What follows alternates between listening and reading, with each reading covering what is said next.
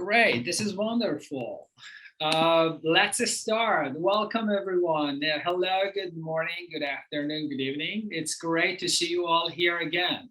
For those who don't know me, I'm Pouria Salehi, the Senior Research Officer and Coordinator of IFWEN's Global Research Strategy, and I'm chairing today's session. First, I would like to take us through a few housekeeping rules before we start the session.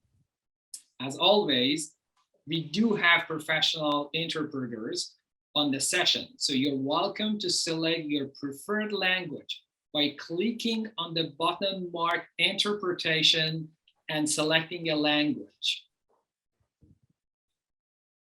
So please select the interpretation that you would like to and you see fit for your desired language.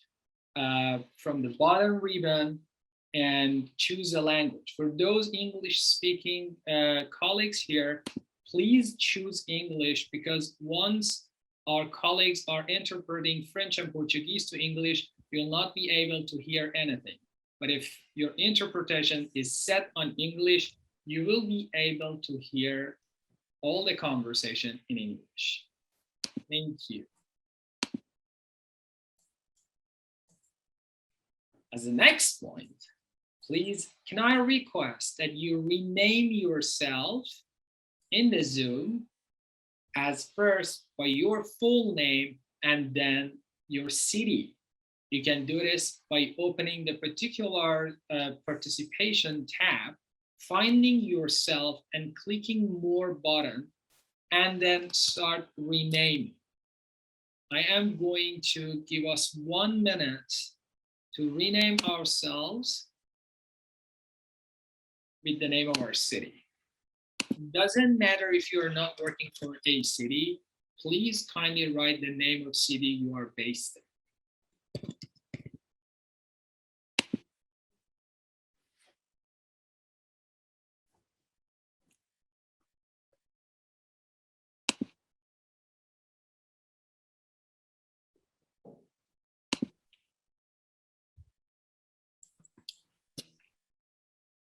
Perfect, thank you. So please add the training to your calendar if you haven't done so. This will help ensure you don't miss any of the sessions. The link is in the chat. We have equipped you with a resource folder for this training. In this resource folder, you can find a variety of materials per session per week. Please find the link in the chat box as well. Also, we are offering this training to any who are interested. However, to receive a certificate of completion, there are 3 requirements: participation in all of the sessions, completion of the post-survey sessions, post-session surveys, and development of the proposal.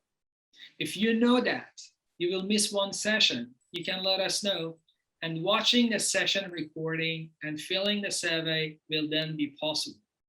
We will showcase the top proposals on the IFWEN website, on social media, and quickly will take these further with our local governments wherever possible. Every Tuesday, we will send a reminder email. I'm sure those who have been participating in the previous sessions, they have already received that. So we'll be sending a reminder email with the previous sessions recording and the post-session surveys. Finally, as the session go on, please ask questions and make comments in the chat. So now I would like to quickly share my screen.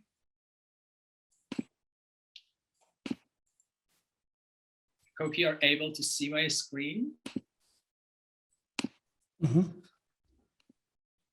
And I would like to quickly introduce the learning outcomes that you can expect from today's participation and training session. The first key point is around key principles about promoting water-sensitive cities. As you know, water issue is becoming a serious issue, both for Global South and Global North. And as such, the key principles and understanding of them is quite essential when it comes to taking any initiative at the nexus of food, water, energy. The second key outcome of the conversation around water is understanding the interlinkages within water discourse in relation to energy.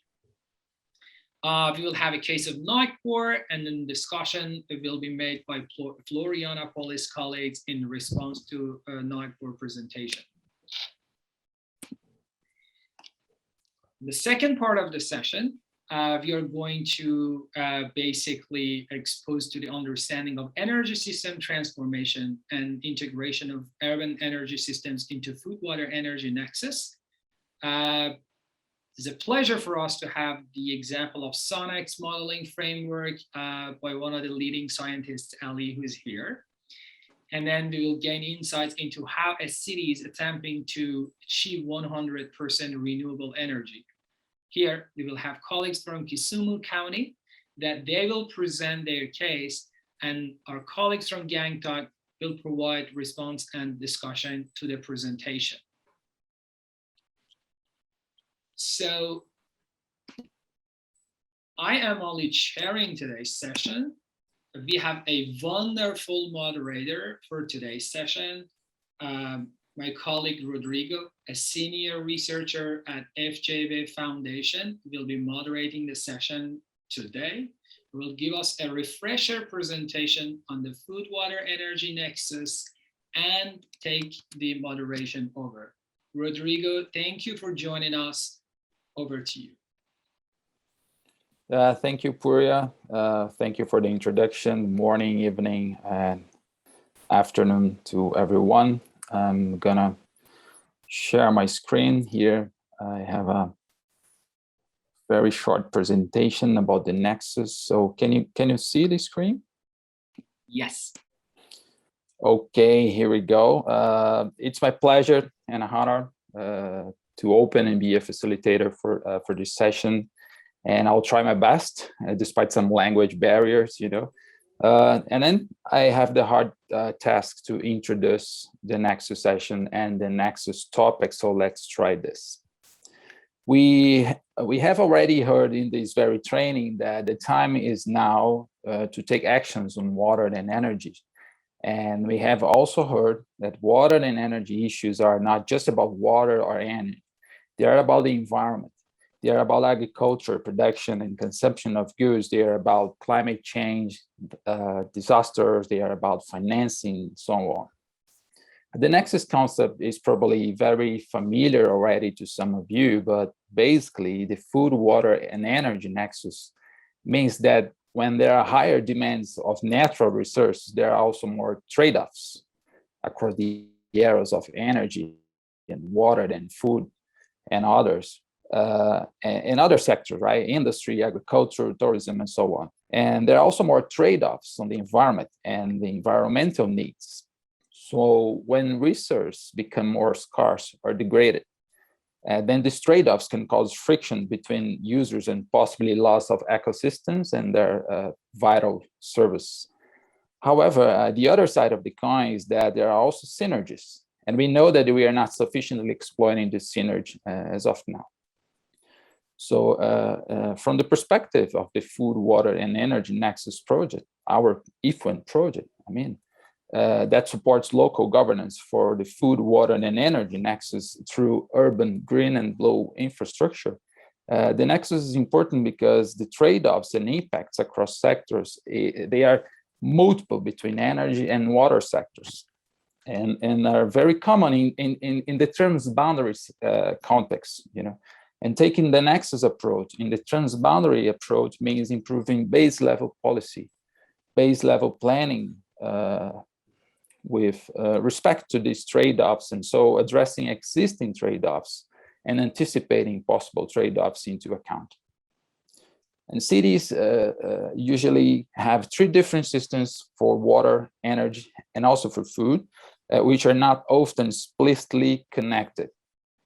Their governance can also be disconnected from the city governance system, right? And food, water, and energy systems are therefore fully intertwined and interdependent. So impacts on one resource, whether from the demand or supply side, affect all the others, and hence the entire production and consumption chains. So the food, water, energy nexus approach try to analyze those systems in a more holistic way, and also find ways to connect to them. It basically shifts attention from one sector view to a more integrated one. So acting together should be to develop the so-called nexus solutions to generate multiple benefits. And when we apply the nexus approach to the natural resource management, what we are doing, we are basically looking at resource optimization across use, right? We are looking at resource efficiency within each sector. We are looking at recycling the use of a resource. So I'm just presenting the general concept of the nexus, which essentially deals with these interdependencies between demands and supplies, management, and policies for food, water, and also energy. And obviously, our panelists here today, our experts today, will explore some more practical applications of this theory. But what I'd like to leave with you today is that you should always keep in mind some fundamental questions for a food, water, actually water and energy for today's discussion, nexus analysis in your cities. I cannot change my slide. It's locked. Oh, excuse me. Here we go, working. I don't know why this is like scratching the screen. No problem. So what does the quick questions are, what does water discourse in practice have to offer to the nexus? And what does energy discourse in practice have to offer to nexus? So I'd like to stress the importance of this discussion from the perspective of the integration of local, regional, and also national policies and goals for water and energy and systems, right, by using nature-based solutions or green and blue infrastructure, which is of my interest, especially in the urban environment. And you can find more information about many effects of GBI, green and blue infrastructure, on the water and energy nexus in the guidebook that we have prepared and made available in the resource folder of this training. And now I don't want to take up any more of your time, because you have come here today to listen to our experts on water and energy, right? And also to learn about the experience of other cities. So I'll stop here. And first, we will follow the presentation of an expert, like we structured the training for today.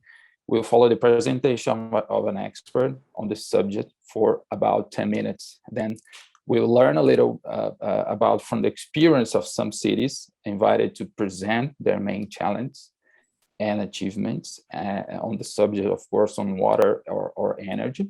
And then finally, we will have a discussion presented by another city on the subjects addressed by other presenters.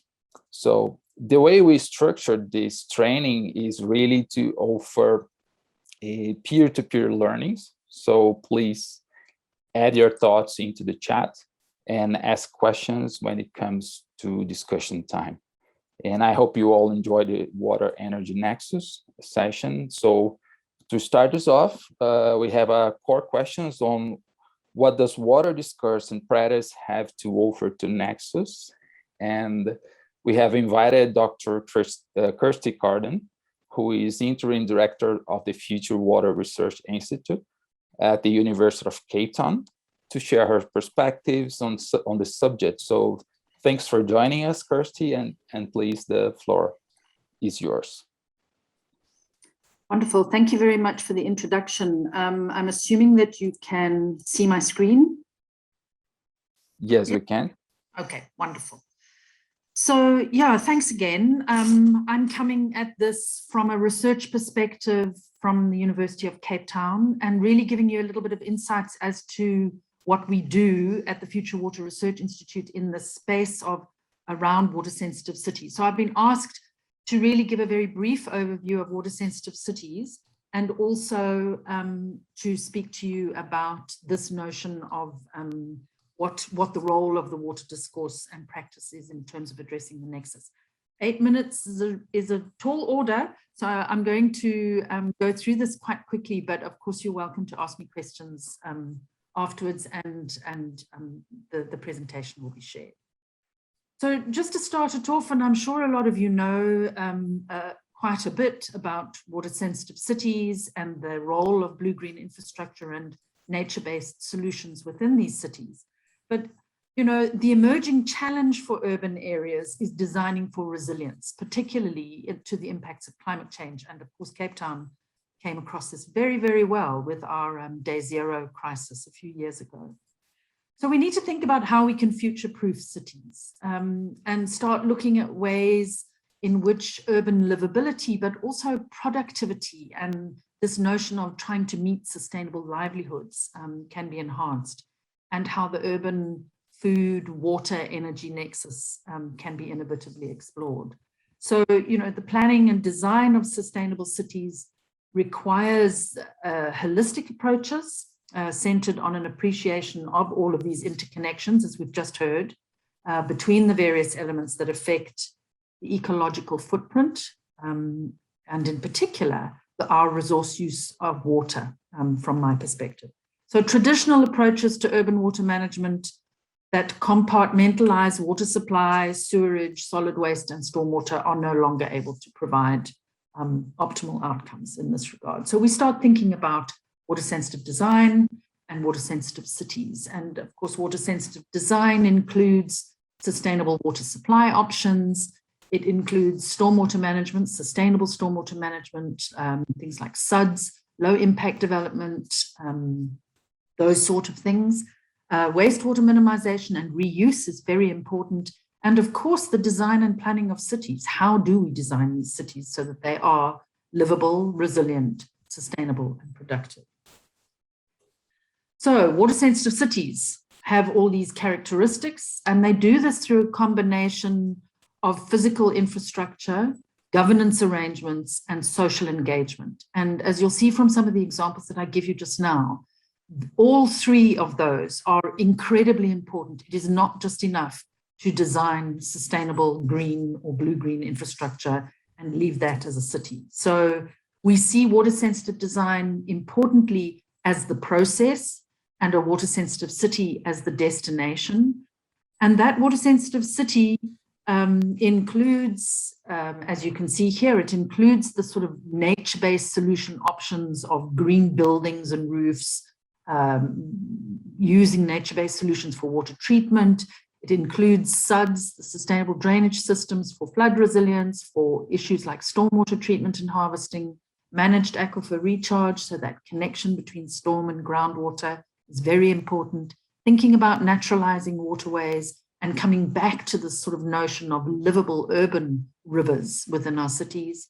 And then bringing, of course, in the amenity and biodiversity elements, equity, very important in cities of the global south, and then recycling opportunities as well. So from a South African perspective, and in terms of how we need to now consider the role of the water discourse and practice in terms of addressing the nexus, we've looked at how we can embed the concept through a process of transitions from what's essentially a water supply city to a water sensitive city. And we do this through incorporating policy, consolidating knowledge, very important. Identifying and supporting champions is incredibly important. The creation of knowledge sharing platforms and demonstration projects at scale. Sorry, my thing seems to be whizzing through. So in South Africa, we have existing frameworks and guidelines. There are now across a number of cities, a lot of initiatives around embedding water sensitive cities within the strategies of those cities. So it is building in momentum, and we are getting to the stage where we're able to support and measure that progress, that transition towards water sensitive cities in this country. And we do this through a number of means. And I guess this is what I'm talking about in terms of discourse and practice. But in this country, we look at mapping water sensitive design expertise at key institutions around the country through the identification of primary and secondary stakeholders. We have discussions with national departments, provincial departments, and local governments through training seminars, through symposia, through different forms of engagement with those government structures, and developing that real understanding of those local government structures through networks analysis and others is very important. And then, of course, strengthening connections with international organizations through the development of stakeholder databases, through people actively working in this space and promoting water sensitive design is very important. We have been involved in numbers of learning alliances or arenas, focus groups. There are a number of ways of dealing with these, but the point is to support and promote the engagement around water sensitive cities and to think about those connections into the NEXUS space much more importantly, through water quality issues, through benchmarking processes, through trying to understand what it means to drive this transition, and also to work with the different groups of professionals across all of our spaces in terms of thinking about how each of these different disciplines can complement one another. So these transition arenas where we engage in collective sense making and articulate the realities and expectations, as well as build a vision. Just in terms of some of the projects, and this is a very interesting one that we're doing right now, we have a number of projects on the go at the moment, looking at how we can develop livable neighborhoods using water sensitive city principles, thinking about the skills audit and gap analysis around training, benchmarking the transitions, and this is, we've worked together with ICLEI on this before. And this one at the bottom here is this Pathways to Water Resilient South African Cities, where we're working very closely with local residents to retrofit a stormwater pond in the suburb of Mitchell's Plain in Cape Town, to really embed that thinking of a water sensitive city and to think about the potential for other options around food, water, energy nexus. So we, as I say, we're identifying opportunities on this physical and institutional integration. This is a stormwater pond that we are retrofitting, and we're hoping to be able to use it as part of an urban landscape so that we can activate what is currently vacant infrastructure, essentially vacant land, into this productive, multifunctional landscape that has the input and very strong involvement of local residents. And what we find— Sorry, Kirsty. It's my last Sorry to slide. interrupt you, Kirsty. No, you have one extra minute to wrap up your thoughts. No Perfect. problem. Yeah. This is my last slide. So, Thank you. How do we use these examples to try and create the enabling governance environment for increased water resilience? And what we're seeing is that we have to think about practical and actionable roadmaps for operationalizing water sensitive cities, building those and developing those networks. It's not only around stormwater, so we have to think much more strongly about the food and energy nexus elements within this, and waste, of course, very importantly. In the global South, water and sanitation deficits remain a priority. So this all has to be done within a very contextual understanding of water sensitive cities. We need skills and proof of concepts, and we need to start showing that the water quality improvements, amenity and environmental protection benefits right up front, so start considering the nexus processes. And yeah, I think that's probably where I'm at. We do have a couple of websites where we show what work we've been doing in this space, and you are very welcome to contact us for more information. Thanks very much.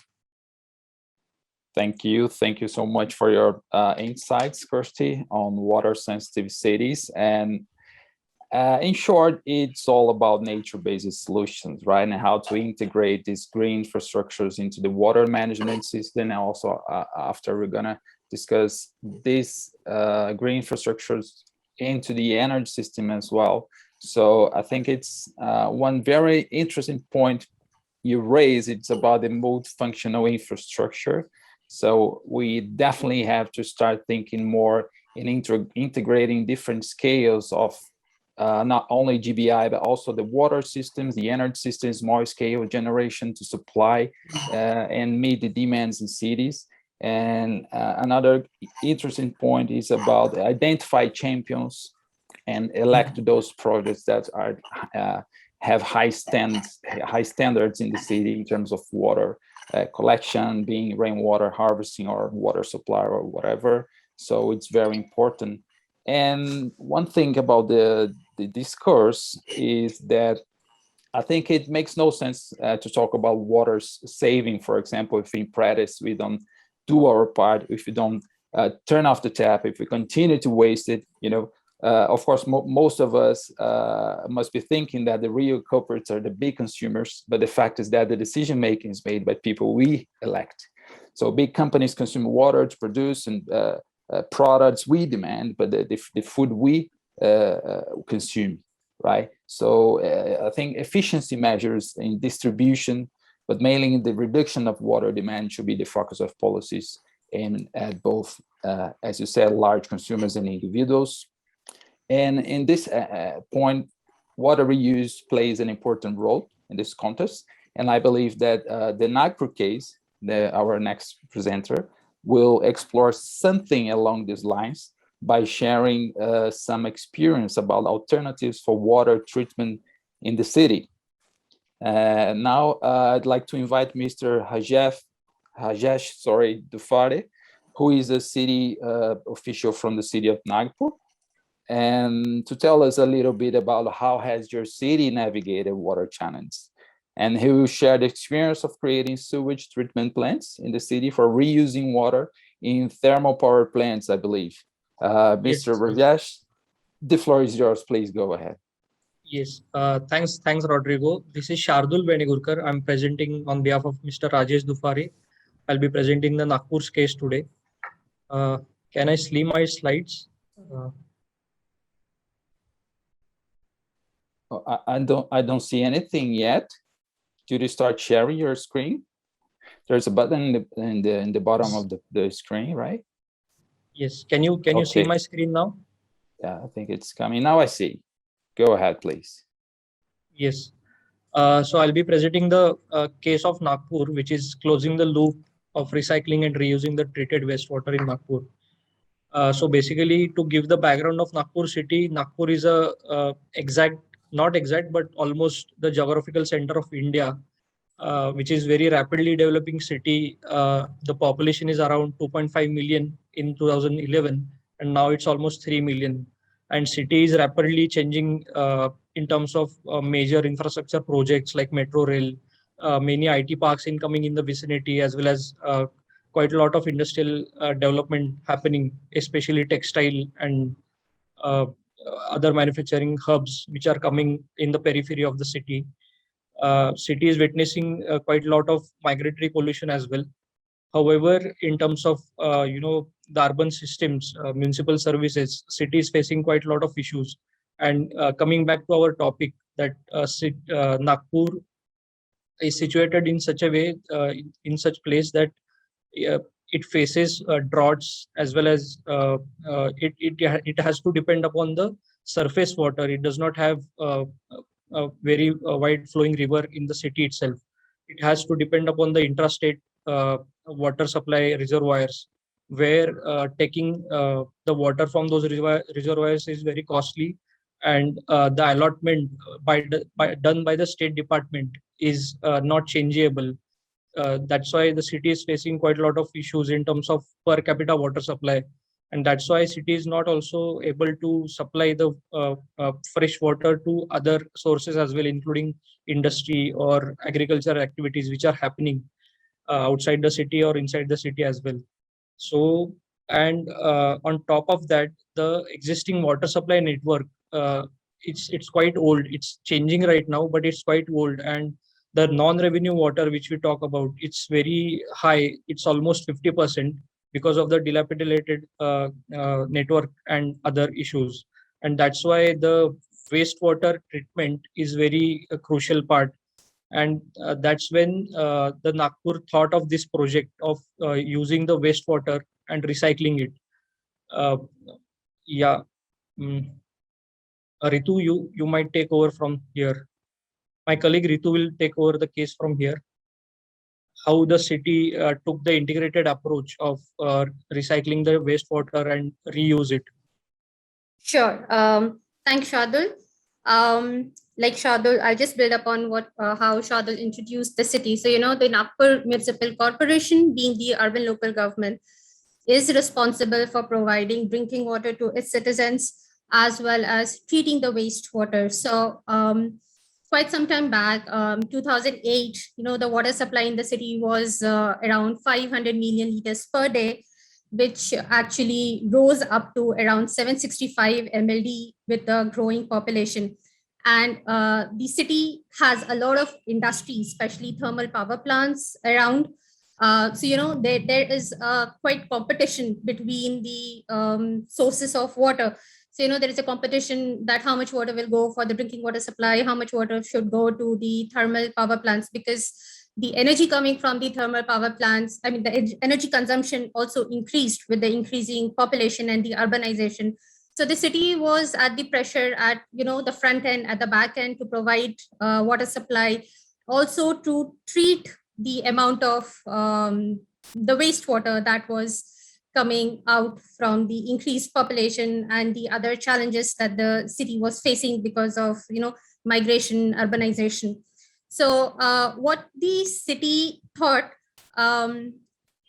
so this just tells you that what was the demand from the different sources for the water, and what were the sources of water that the city was accessing to fulfill its needs for the drinking water supply, and where the industries, that is the cargo hub behind, how much was its requirement, and what was the investment that was envisaged. So what the city decided, considering all the, the challenges that the city was happening, they went for a very pilot kind of study with the support of US aid, where they studied that what should be the quality of the treated wastewater that could be used by the industry, especially the thermal power plants, along with the other non-potable uses. So based on, the pilot was successful. They found out the parameters, the requirement of the effluent that could be, used by the thermal power plants as an input rather than taking the fresh water. So building on the pilot that the city conducted, the city decided to take up this project, where they went into an MOU, where they went into a memorandum of understanding with the Maharashtra, that is the state level power generation company called Mahagenco, where what they decided was that almost 130 MLD of the fresh water that was required by the Mahagenco would be provided, would be substantiated by the treated wastewater that was coming from the city. So based on the PPP facilities, public-private partnership that Nagpur Municipal Corporation came into, they decided to set up the wastewater treatment plant, where the arrangement was such that the Mahagenco would provide the the finances for building this treatment plant, and the treated wastewater coming out from this plant would be used for as a raw input at the thermal power plants and the other industries that were located near the city. Previously, Nagpur had the capacity of wastewater with a capacity of only 100 MLD. So, this 130 MLD was an additional infrastructure that was being added to the city, which actually solved both the issues of treating the wastewater, which has increased with the growing population, and also, reducing the intake of the fresh water. So The fresh water that was minimized by the industry and the thermal power plants was made available to the city for the drinking water supply. The project came into operation in 2018. The financial arrangement was such that the land for the wastewater treatment plant was provided by Nagpur Municipal Corporation. 50% of the project cost was provided under a national flagship program called as JNNU-RM, Jawaharlal Nehru Urban Renewal Mission. The state government provided 20% of the project cost, while Mahagenco, the electricity power generation company, the state level electricity generation company, provided 50%. So, this diagram just gives you a very simple picture. So the existing model was that there was a source of water which was being used by the industry, which was used for the domestic water supply, which was also used for the irrigation water supply as well. This was modified to the existing model of where the domestic water is treated to be reused in the industry. The same was done for the thermal power plants, and the same was done for the irrigation. So wherever it was possible to meet the parameters required, the treated wastewater was substantiated at those places, thereby making fresh water available for potable uses, because there is something that the city could not make a compromise. Next slide, please. This is a map which shows basically, the kind of the land use plan and the vis-a-vis the reuse, the wastewater reuse plan, which was planned according to the needs of the city, planned according to the locations of the industries and the thermal power plants, which were in the vicinity of the city boundaries. Sorry to interrupt you, Ritu. You have only 1 minute remaining to finish your presentation. Yes. So this table just gives you an idea about how much was the sewage generation of 500 MLD, which was the present capacity, and how the water the project entirely helped in the economics of the Nagpur Municipal Corporation, where next slide, please. Where the demand was met, and also the Nagpur Municipal Corporation did not have to actually shell out a lot of money from its own pocket. It only made available of the expertise, it only made available of the land, and the entire finance came from the different sources, and a lot of drinking water supply was made available to the corporation. Next slide, please. The escrow model of the financing was used, and based on the success of the 130 MLD of the wastewater, the city is now planning for an additional 200 MLD of the wastewater based on the similar model. Next slide. Yeah, so the city is planning to have an additional 200 MLD of the wastewater, where the other industries and additional thermal power plants have committed to reuse the wastewater that will come out of the wastewater treatment plants. The potential benefits that came out of the biggest was the additional revenue of almost 15 crores that the city got, with a per annum rise of 10%. It opened up the possibility of swapping existing water resources. It saved 130 MLD of the fresh water that was earlier being used by the industries and the thermal power plant, which was sufficient to cater 0.8 million of the population. It helped to save a lot of energy, because drawing water from sources which was located at a quite at distance for the city was consuming a lot of energy for pumping and for transmission. And based on the success of the project, this whole practice has been promoted as a national level policy, where the industries are mandated to use the treated wastewater for their purposes. Almost 80% of the water should be used, treated wastewater should be used for the industrial purposes. So, this whole project actually pushed for a national level initiative.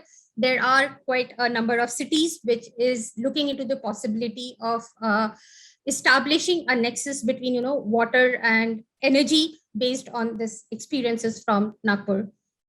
Thank you. If there are any questions, please feel free to ask Shardul, and I am available.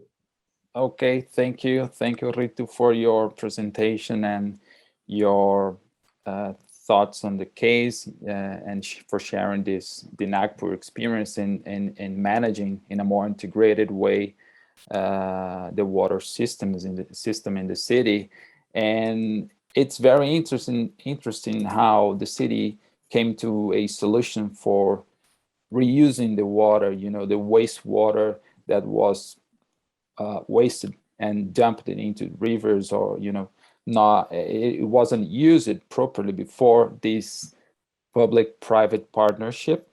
So I think this is the main lesson here, because it's easy to think about integrate different systems or come to integration ideas of integration, but it's really difficult to put everything in practice, just like we did in the city, by creating legal and institutional mechanisms and frameworks to push this initiative, and then make it a reality for the city and citizens. And of course, it's a clear example of the integration between water and energy systems in the city, because the water is already being used in the thermal power plant located into the city. So thank you for your presentation. And now that we have heard more about the Nagpur case, we invite our colleague from Florianopolis to talk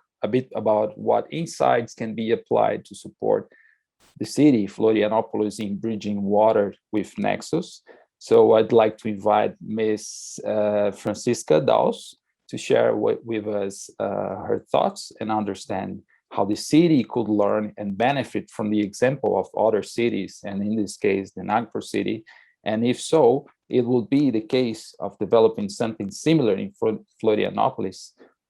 Please, Ms. Francisca, you have 10 minutes from now, so the floor is yours. Bom dia, obrigada por essa oportunidade e, sobretudo, de aprendizagem. Eu sou enfermeira, trabalho na Secretaria Municipal de Saúde com políticas de promoção da saúde, e a agricultura urbana é uma das nossas estratégias. Então, eu não sou especialista nessa área de clima e água, estou aqui mais aprendendo. E nesse processo já fizemos muitas conexões, né, que é importante para nós. Sobretudo essa ameaça global que passamos agora aos nossos ecossistemas, principalmente com destaque agora para o Brasil. Como especialista em promoção de saúde, nós temos os nossos caminhos, né? E aqui eu trago a 9ª Conferência Internacional de Promoção da Saúde, que aconteceu em Xangai, em 2016, em que promover a saúde é promover o desenvolvimento sustentável.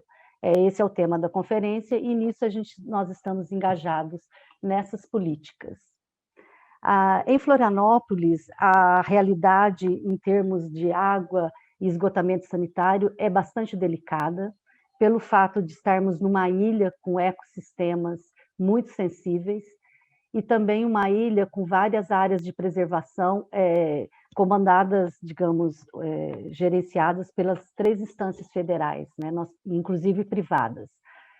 E tudo isso faz com que se faz necessário essa integração entre governos para gerenciar todas essas áreas de reserva, né, com extensas restrições ambientais, e a sociedade juntos.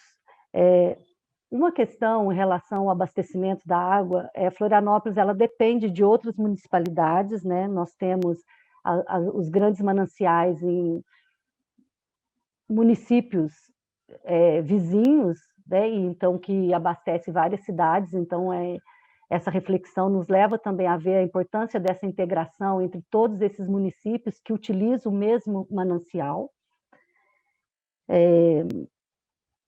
Esse sistema integrado, né, de água fora da jurisdição sempre leva a uma escassez, sobretudo na época de verão. Temos um manancial, enorme manancial na ilha, que é a Lagoa do Peri, que no último ano também esteve numa situação crítica, né, de baixa chuvas, e a lagoa chegou num nível bastante preocupante. e temos outros pequenos mananciais espalhados pela ilha, com grande potencial e muitas vezes sendo utilizado pelas pessoas em captações particulares. Existe essa preocupação na ilha, então nós temos uma comissão que foi criada em 2017 para concepção, planejamento dessa questão do abastecimento da água e esgoto sanitário. E quando a gente lê o trabalho dessa comissão, que nós estivemos olhando agora, a gente vê o quanto difícil é para Florianópolis esse gerenciamento, né? Por mais que a gente avalie, estude, temos a universidade sempre presente, mas é bastante delicado o que fazer para suprir uma crescente demanda por água potável e, consequentemente, o aumento do esgotamento sanitário. Quanto ao esgotamento sanitário, nós temos vários tipos de tratamento, né, tanto individual por fossa séptica, como pelo principal prestador com bacias de reservas, após tratamento vai para lagoas de sistemas de infiltração. E recentemente também sofremos um desastre ambiental por o rompimento de uma dessas lagoas de contenção das águas de esgotamento sanitário após tratamento, e que afetou um dos principais lugar turístico de Florianópolis, que é a Lagoa da Conceição. Florianópolis basicamente, a sua renda vem de turismo, tecnologia e serviços. Temos tecnologia para trabalhar essas questões? Temos. Né? Nós temos hoje experimentos de empreendimentos com utilização das águas cinzas, nós temos próprios residenciais que já fazem essa utilização das águas cinzas para algum uso, né, de sanitário, ou para irrigação de gramados, ou para lavar as calçadas, e isso tem aparecido, então, quando solicitam alvará para construção, e temos uns grandes investimentos já, digamos, num advocacy dessa causa, né, que é preciso reutilizar as águas, de alguma certa forma. Na questão também, não só da água, né, mas também de energia solar, que a gente que nós podemos ter uma boa evolução, digamos, né, porque temos as universidades, temos companhias elétricas dentro da ilha, que já têm experiências significativas nessa área, que poderiam ser expandidas, acredito, nessas parcerias, sobretudo nas PPPs, né? Em relação à agricultura urbana, essas experiências nos levam a fortalecer o que já vinha sido pensado nesta questão da utilização, sobretudo, das águas da chuva para a irrigação das nossas hortas, que ainda são de pequeno porte. Então, isso já está previsto no decreto que institui o Programa de Agricultura Urbana, mas é pouco desenvolvido pela falta de recursos financeiros.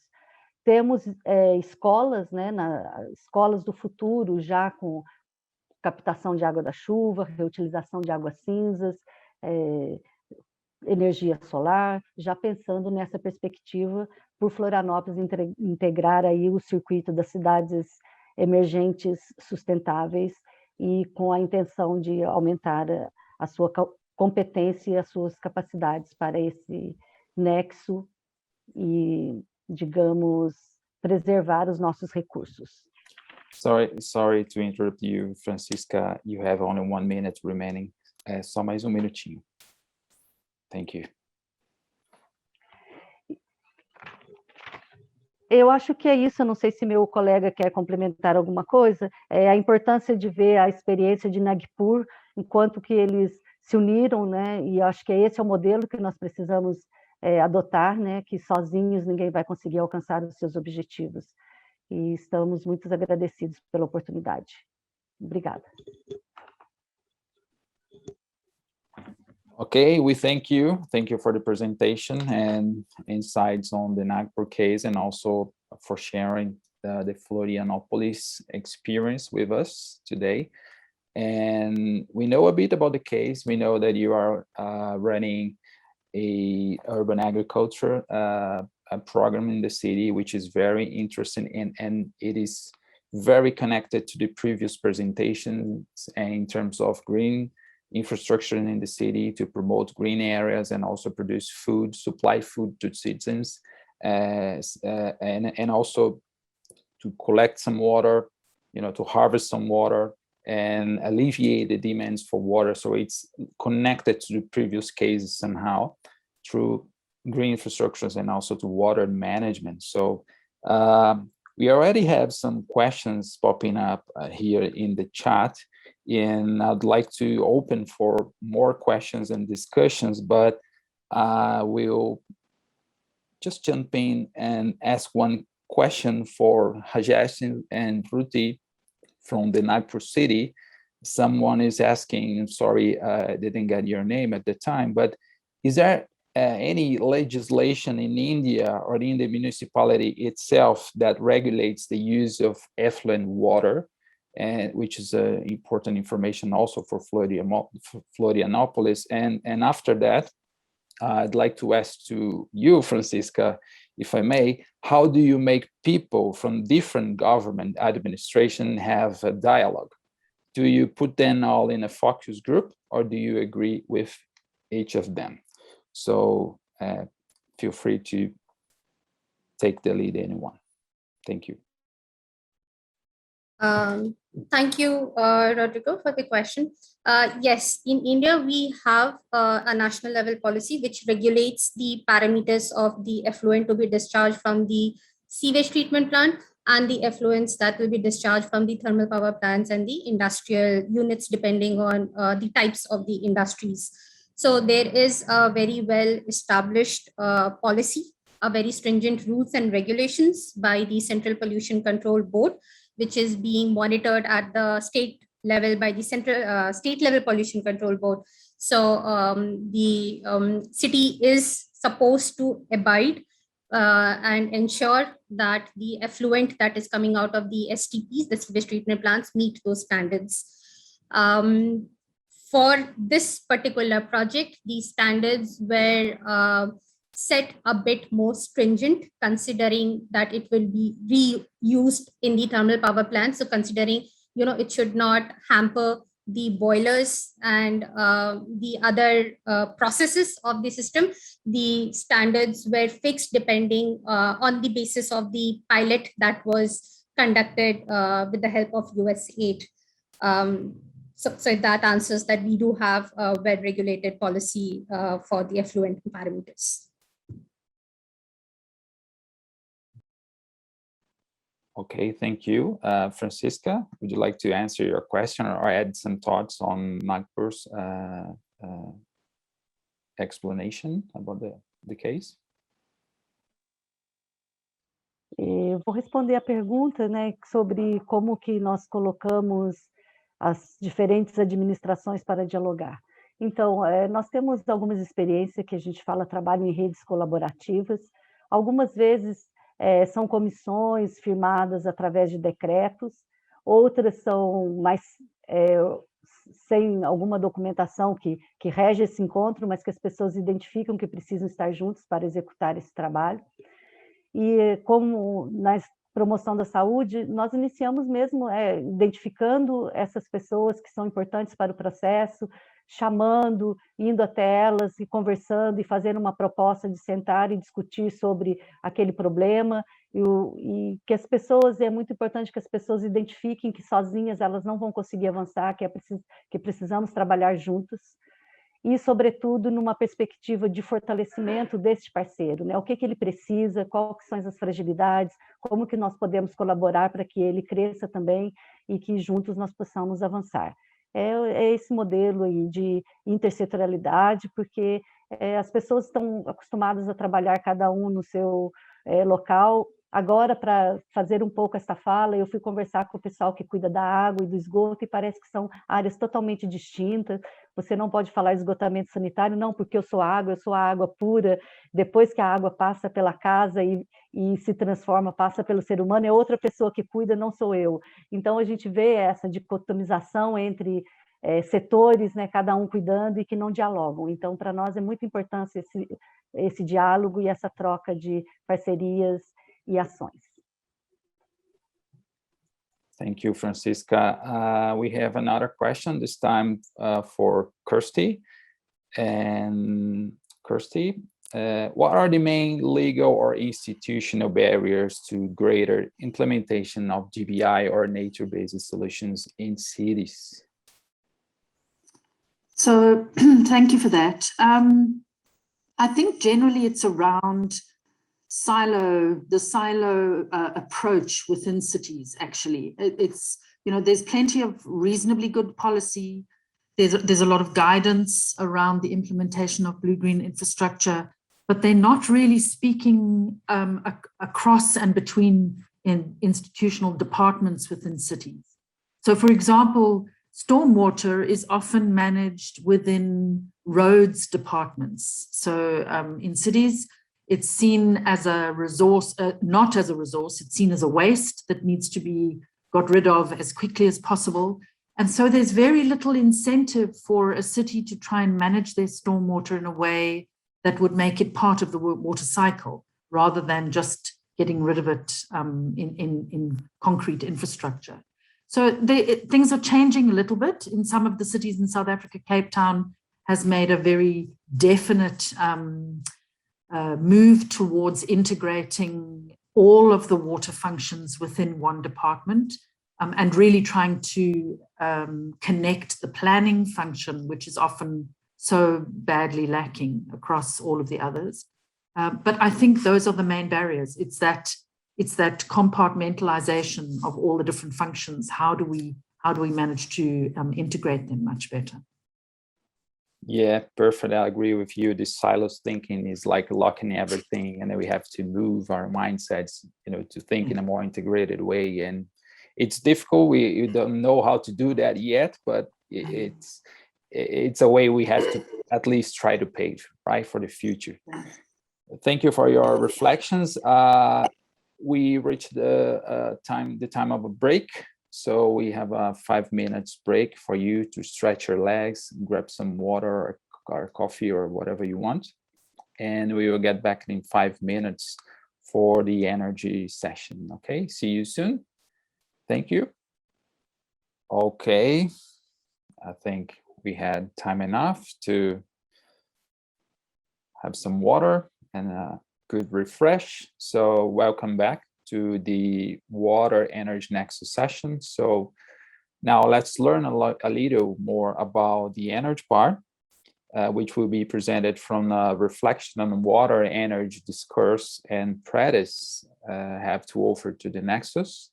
So the topic will be discussed from the lens of sustainable energy systems in the context of the food, water, energy nexus in cities. And to guide us through this thought-provoking discussion, I'd like to invite Dr. Ali Hainan, who is Senior Scientist in Energy Systems at the Austrian Institute of Technology. Dr. Ali, you have 10 minutes for your presentation, and thank you for joining us today. And please, the floor is yours. Thank you very much, Rodrigo. I will try to share my slides with you, and hopefully you can see that. Yes, it's working perfectly. Just start sharing your screen. I mean, yes. Okay, all good. Perfect. Thank you very much, and thank you for these opportunities. I've been asked to speak and share some experience about our understanding regarding energy food water nexus, with focus on energy water nexus actually. And the perspective is certainly the energy focus. That is the activity where we are intensively involved in from our side by AIT, and especially in our unit, where we are dealing with several aspects related to sustainable urban developments. First of all, everyone know exactly that ongoing the challenge now is about the energy system transformation. So we are transforming our system toward more efficient, more sustainable, and more low carbon future. And this challenge is a must because it's part of the very high international agenda. As you know, we have here the Paris Agreement and we have the agenda for the SDGs. And the challenge is not a choice, it is a must because we need to tackle with that climate change mitigation and adaptations. And the energy system is in focus because more than 80% of the GHG is actually coming from burning fossil fuel. So the remainder are elsewhere in other sectors. So this transition is very challenging, and we need actually from our side as energy analysts and energy experts to harness any opportunity there. And the NEXUS is one of those. But before I go there, it is very important to know what is about when we speak about transformation of energy system, and what is about when we scale down this issue at the urban scale, where we are speaking about cities and communities, and why we are doing that, why we need to mitigate, why we need to decarbonize the urban energy system. And the drivers that it's clear, these are about sustainable energy development. It is about energy efficiency improvement. It is about promoting local renewables. And we need also to switch completely to clean fuels. So again, we will have new form of energy like hydrogen, like biogas, biofuel. And the fundamental aspect will be also the increased electrification, which is also a very huge challenge for the whole infrastructure. So when you look about that, and we are now in the urban scale, again, why we choose the urban scale, why we choose the cities to focus on, because cities are responsible, again, for more than 70% of total energy consumption worldwide, and maybe the same share of GHG emissions. So meaning that that is clear why cities are certainly are responsible for 80% of our global economic output. And because of that, we have a lot of energy consumption and a lot of activities. So meaning that if we want to achieve our agenda regarding GHG emission reduction and climate change adaptation, we need to put our finger there in the cities to implement the most sustainable solutions there. There are a lot of aspects we are tackling now at the urban scale. But let me just pick out one about energy nexus. Actually, we have much higher level, that is the flexibilization of energy system, where we are interacting with different domains. And we need, as already mentioned from some of the colleagues, we need to harness existing synergies. And water, food, and maybe transport, those are predominant. But we have, actually, when we speak about energy, we have interaction with all other domains. And you know, for all of you, the very clear synergistic effects between those different domains and the energy, because actually without our energy services, modern energy services, we cannot achieve any of those goals we have set for the sustainable development of our economy, and in particularly the sustainable development of our cities. So because of that, so the energy nexus is crucial, and it is an opportunity also for the energy system, how we can reduce. So let me switch immediately to one example, how we could maybe apply this understanding of energy, water, food, and maybe transport nexus to the framework of cities. And I am keeping my scope within the SUGI, and that is the aspect where we are speaking about now. We started a project, and we tried with other cities to reflect this idea at urban scale. And you can see here in this symbol infographic how the interaction in both directions between energy system and water. I will not speak about food because again, it is not in focus now. But it is clear at urban scale that the challenges are a little bit higher than at national scale, because of the limitation, because of the boundaries, and because of the fact that not all the energy we are consuming can come from inside the cities. Only a small portion of that could be. But on the other hand, the water challenge is there's no scheme, no concept that can be applied for all cities in the same way. And that was the reason why we have tried in this exercise, in this project within the last 3 years, even to apply our concept to different climate conditions. We choose cities here in Europe, like Vienna, like Bristol, Berlin, but we choose another city in another climate areas like Doha, where the challenge of water is very obvious in a very wealthy city, but lacking of water availability and challenging with the energy, because they have a lot of energy, they are making water desalination. That was a very good exercise for us. We applied this concept, you see, and we are trying to link this energy water nexus also with the socioeconomic and climate drivers in behind. Maybe we could discuss that later if you have opportunity for that. And we have tried to scale down that. At the city scale, it is the idea how you could maybe capture these synergies we spoke about to ensure sustainable development of energy system with focus on the nexus with water and food. And for this purpose, we have tried in a quantitative manner to evaluate the cities, starting from the socioeconomic drivers and climate conditions. We tried actually to address the energy demand, to address the energy supply also, the same for water and the same for food. And we faced the challenge that, again, with the limited boundaries of the cities, we are actually forced to import a lot of our commodities from outside. But we have faced different experience regarding water supply in different cities. So for example, in case of Vienna, we don't need that much energy because water is being provided from outside, from the region around the city without any, it's with nature-based solutions, if you wish. But if you compare the condition in Bristol is a little bit different, but in Doha is much challenging. And what we try that could be a good exercise for you in your other project is to find a concept. So we integrated that together and developed a so-called SONIX integrated modeling framework, where we're trying really to somehow approach the concept of Nexus. And out of that, we have defined a set of so-called key Nexus indicators. These are key performance indicators with focus on the whole supply chain of food and water. Then we could figure out in each city how we could optimize the linkage between the two, or in this case, the three systems, and come up with an idea about sustainable development of food, water, energy nexus. So that is a snapshot. Yep. Excuse me. Sorry for interrupting you, Dr. Ali. You have only 1 minute remaining. Good. Wrap up. Okay. Fine.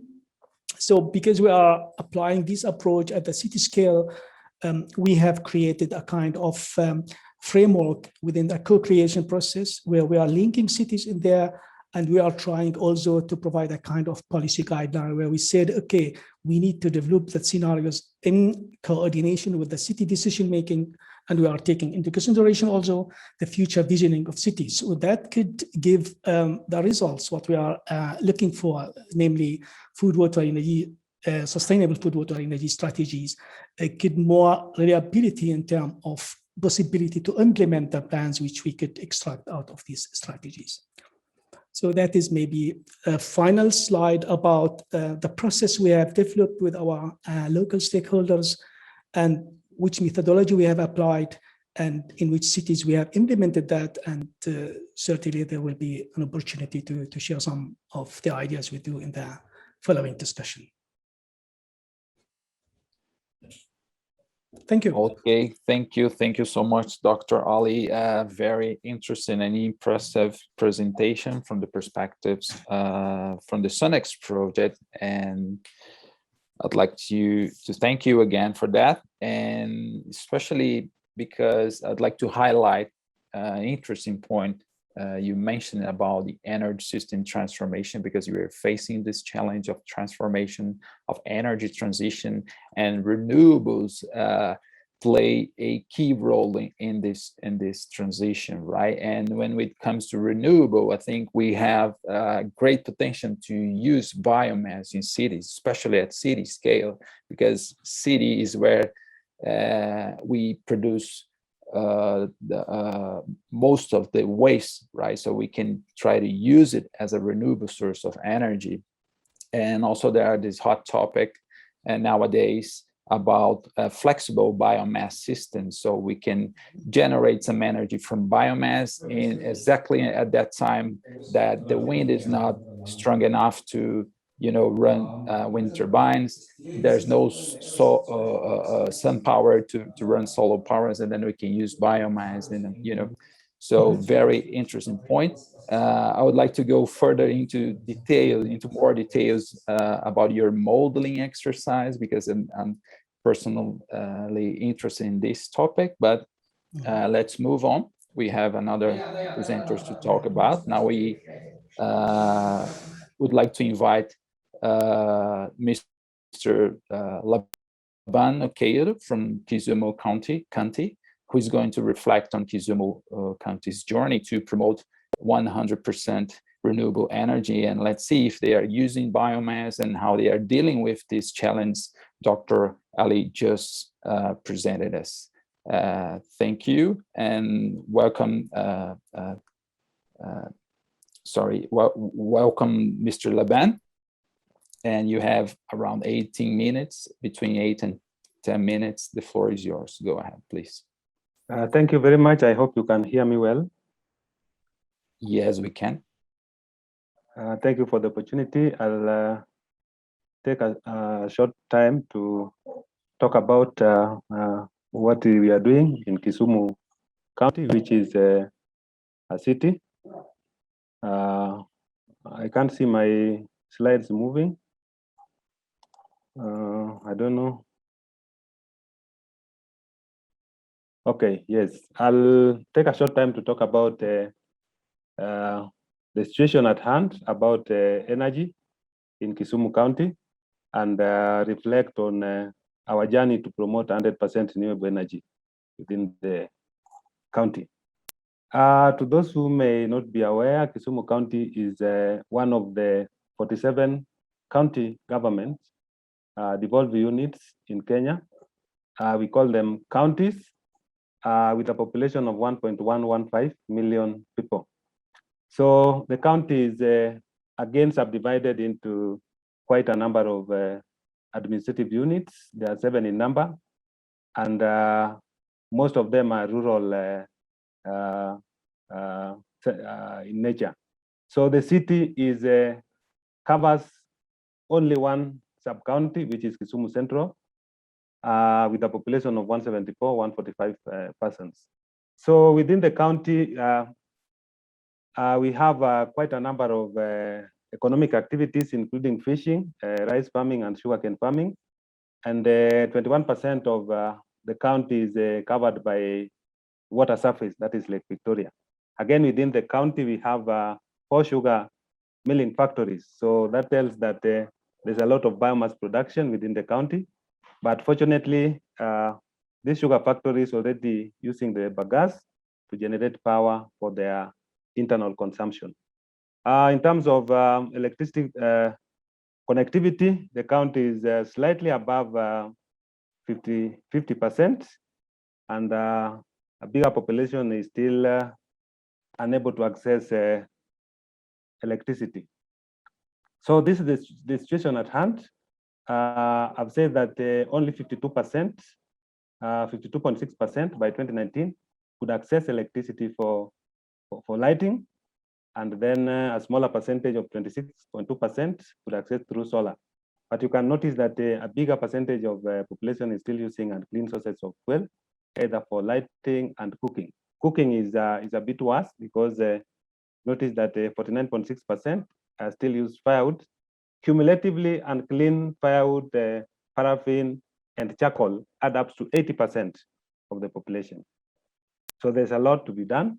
And in terms of the energy profile, private sector, mostly private companies, are the heavy consumers of energy in Kisumu, and street lighting and households take the smallest percentage. Sorry, back. In terms of electricity mix, we have 2 hydropower stations that produce 81 megawatts for use. And then we also have quite a number of the 4 sugar factories, although only 3 are active now, generating power. That slide is a bit congested, but it is a summary of the situation at hand, what is currently in Kisumu. As a county government, we do invest in mini grids where in areas that are not connected to electricity. Most of our buildings and facilities are a bit old, and therefore we do energy audits and implement recommendations that in most cases geared towards adoption of clean energy. Our street lighting and the high mast flood lighting is one area that the county government invests in, and clean cooking and lighting programs for rural households. You saw the statistic that I shared earlier, indicating that the rural households are very badly affected in terms of access to clean energy. We invest in water stations, but we focus on solar pumping.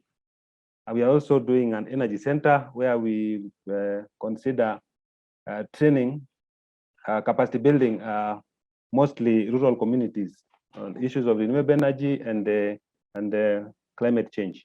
There are quite a number of partner activities, and we really appreciate Practical Action is implementing a 3-year program in Kisumu that supports women entrepreneurs, women who are in business and the value chain of solar, briquettes, and cookstoves.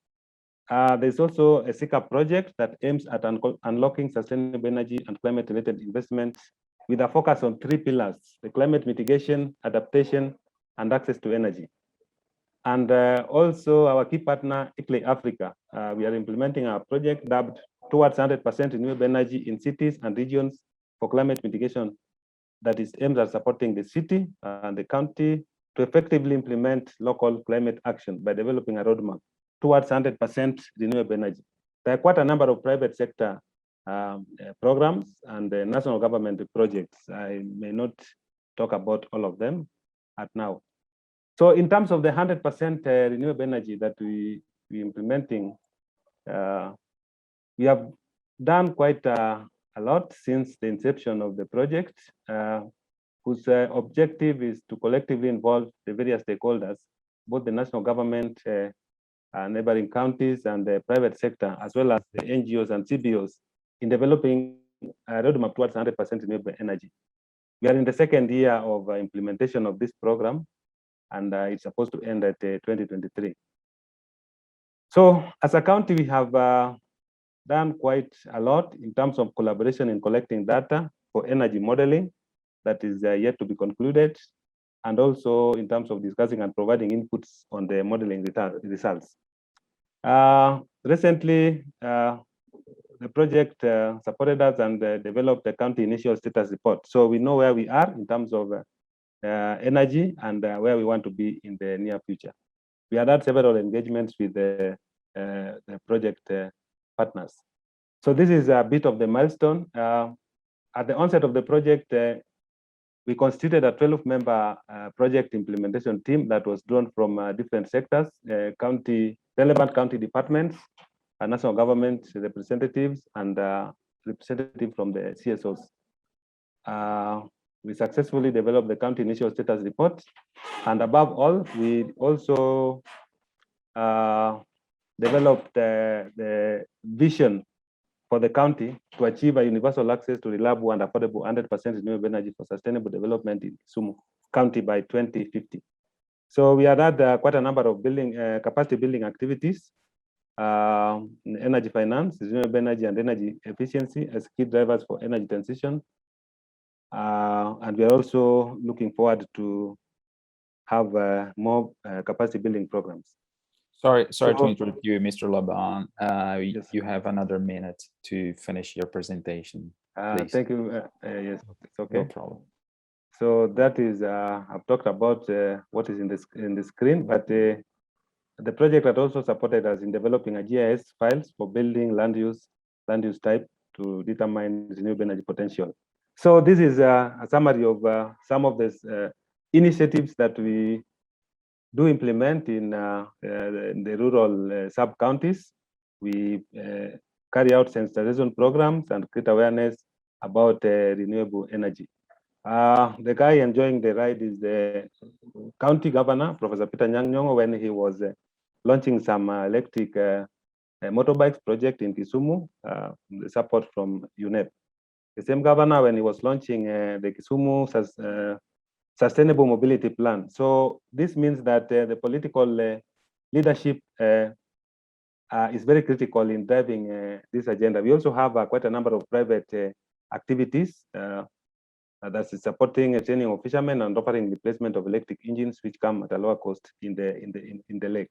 So we have quite a number of policies that we are using, and finally, I've talked about the Kisumu Sustainable Mobility Plan that is aimed at reducing consumption of fossil fuels. So, few challenges. I just want to mention two: inadequate resources to implement the food security, water, and renewable energy and climate change projects, as well as inadequate data and also technical know-how. Thank you for the time. My name is Laban Okeyo. I work for the county government of Kisumu, and I also take this opportunity to welcome you to AfriCities conference that is scheduled to happen in the city, Kisumu City, on 17th to 21st May 2022. Thank you very much. Okay, thank you. Thank you, Mr. Laban, for your presentation and time in today's session. Very interesting experience from the Kenyan city. And as our cities here in Brazil, we are talking, presenting, and participating from Brazil. And as a developing country, we understand that this reality, which is very difficult to promote something, especially something that relies on technology, just like you are doing, promoting, you know, the electrification of your fleet, be bicycles, cars, or even boats. So it's really nice to see that. But also, we have a lot of biomass potential to run power plant, just like you were doing, and we've been doing for the last 40 years in Brazil, by generating power from bagasse from sugarcane.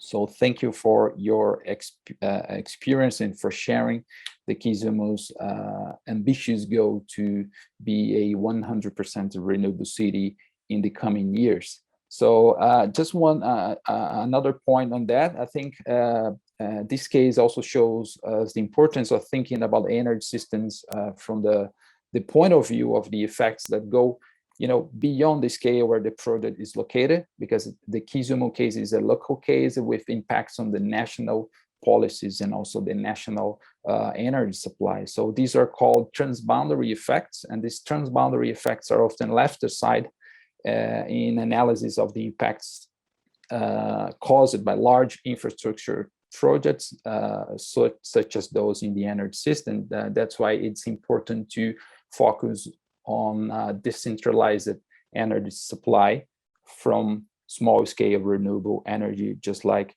Dr. Ali and Mr. Laban talked and showed us today.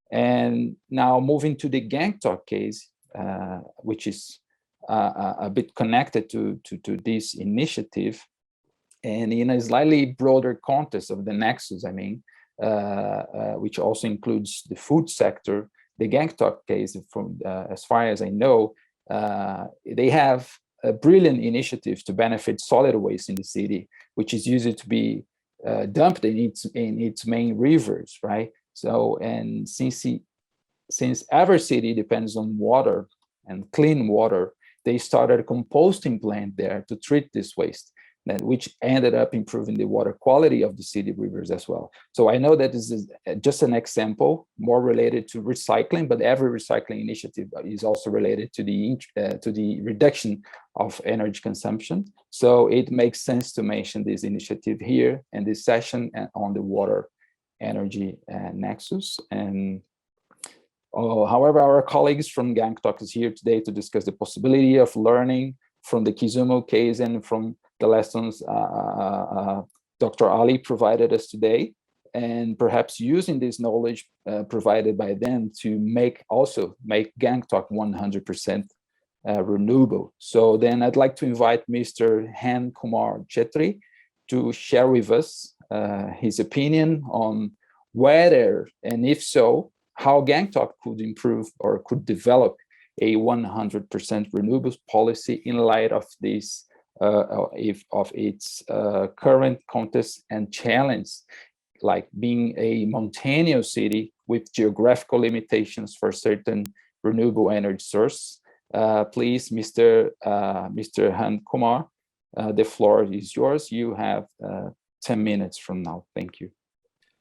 Thank you, Mr. Rodrigo, and thank you, Mr. Lovenotio. Before I develop on what the Koshum city has done, I would like to give brief background where I come from. Ours is a small state, Himalayan state, which lies in northeastern part of the India. We are basically a mountainous state with a geographical area of 7,000 square kilometer with a population of around 7 lakh people. And my city has an area of around 19 square kilometer with a population of 1 lakh people. And to inform you, we have the world third highest mountain, Mount Kanchenjunga, lies in our state. So being Himalayan state, we have a different climatic zone, which is we start from subtropical in lower altitude to goes right up to tundra-like situation in high places. And we almost have 7 months of rainfall in a year. So coming back to what we can learn from Kosambo, as I said, we have different tropical topography with Kenya and Sikkim. And we are totally relying on non-conventional energy, which is hydro-based energy. As per the report of the government issued by the government department, there's a separate department called Power Department in the government, which looks after the energy needs. Sikkim has the potential of assessing around 8,000 megawatt of hydropower, and as of now, their potential is being used for 5,000 megawatt. These are in different stages of implementation, and being a Himalayan state, we have around 100 rivers and small streams which are being fed by the glaciers from the mountains. So basically, our energy requirement is made by the hydropowers.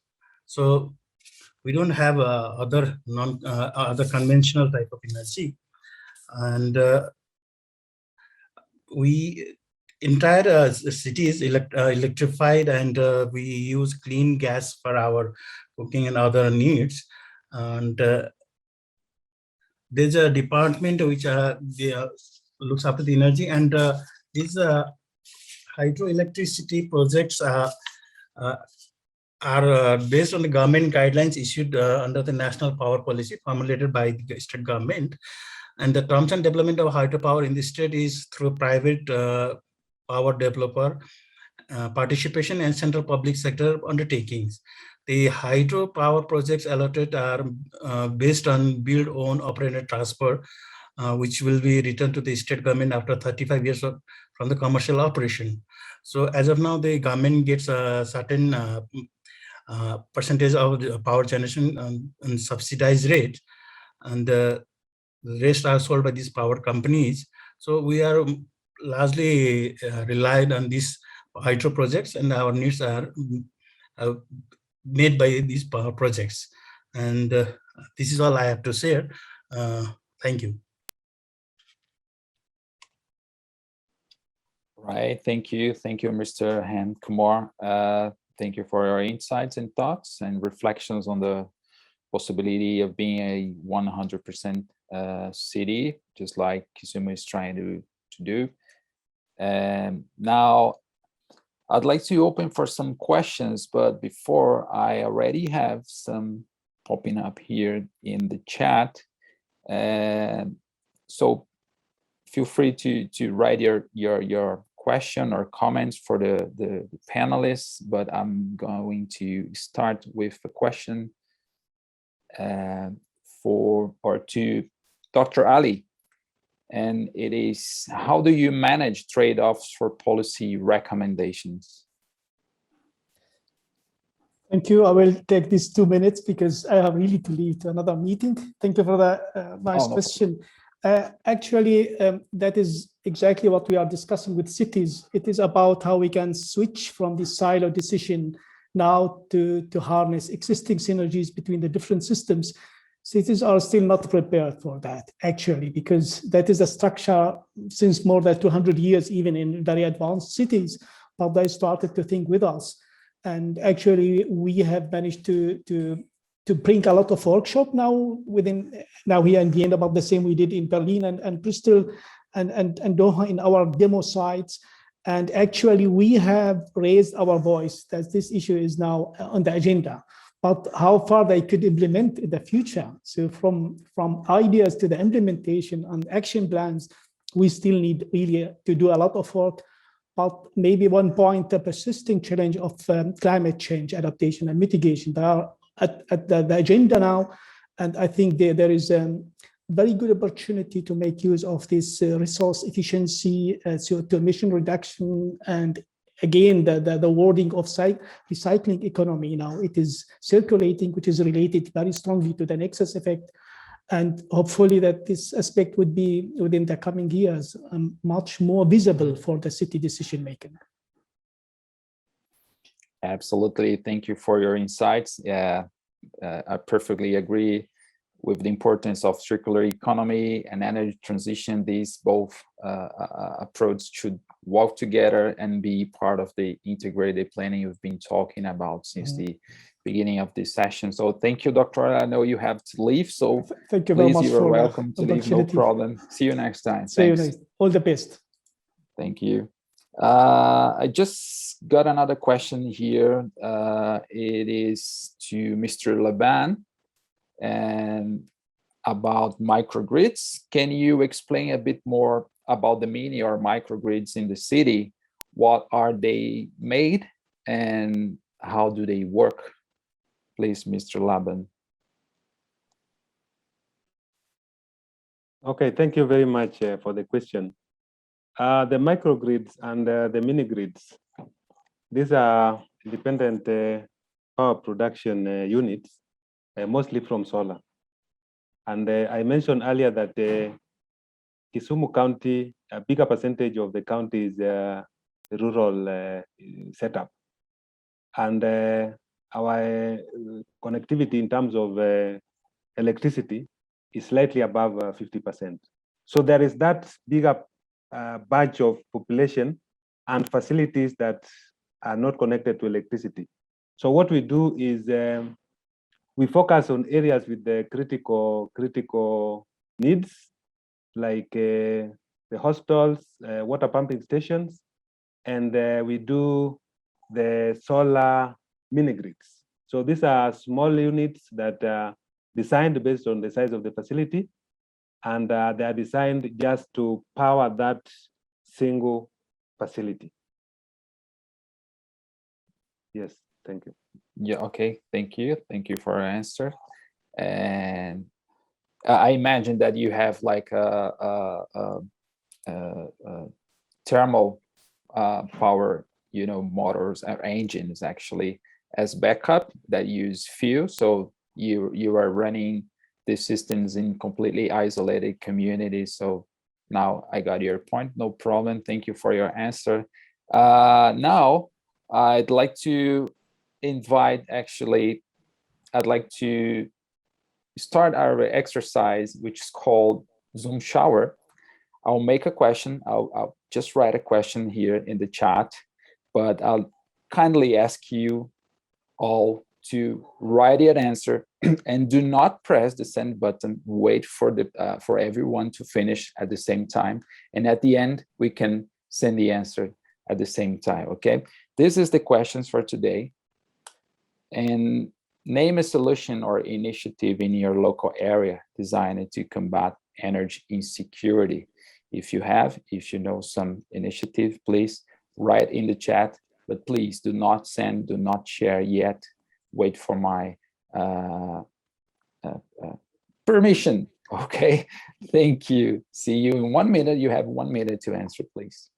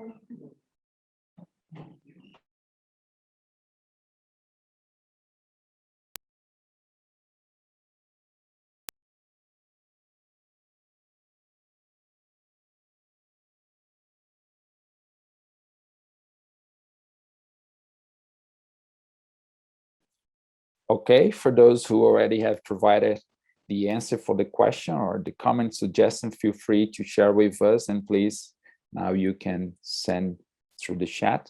It's coming, lots of them. Thank you for your participation.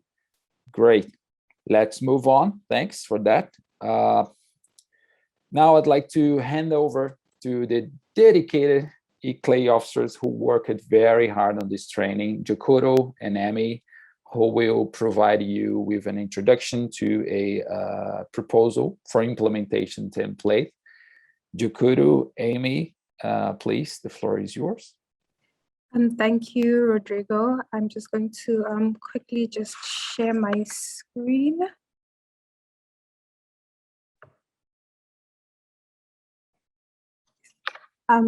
So if everyone remembers, in the first week, we had noted that one of the requirements for this training is to complete a proposal for food, water, and energy nexus within your city. So what Amy and I are going to present now is a template that we drafted to help you do this. This template is aimed to support your learning journey through this program, and we wanted to ensure that cities have something tangible that you can produce or work on further after the training to add value to your work. So this proposal template is essentially for an initiative on Nexus in your city.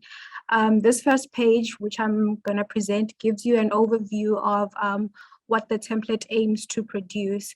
And to begin with, we would like you to list down the author names of people who you would like to collaborate with to work on this proposal, as well as the stakeholders.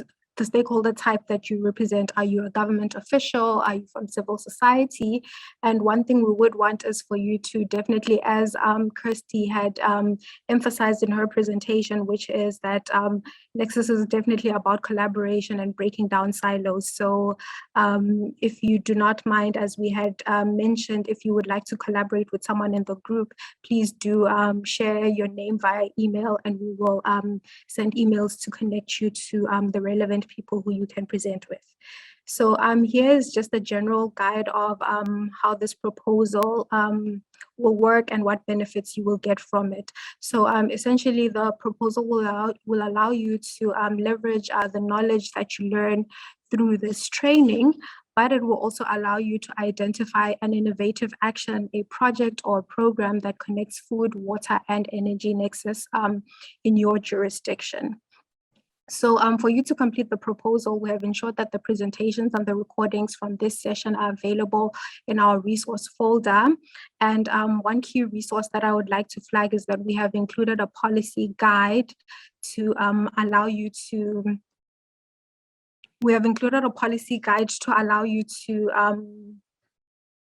get a good sense of what you would need in order to facilitate implementation of a project within your city.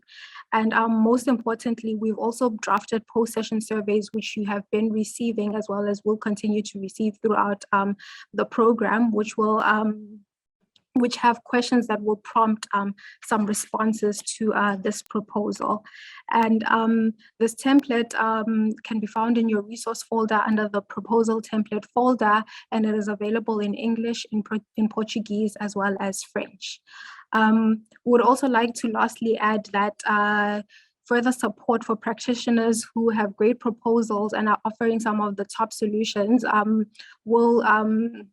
for well-written proposals will be supported further on after this with support from the ICLEI team, but also given the opportunity to showcase their proposal on the IFWEN project page, as well as ICLEI's pages for wider exposure of your project. I will now hand over to Amy to start taking us through the proposal template.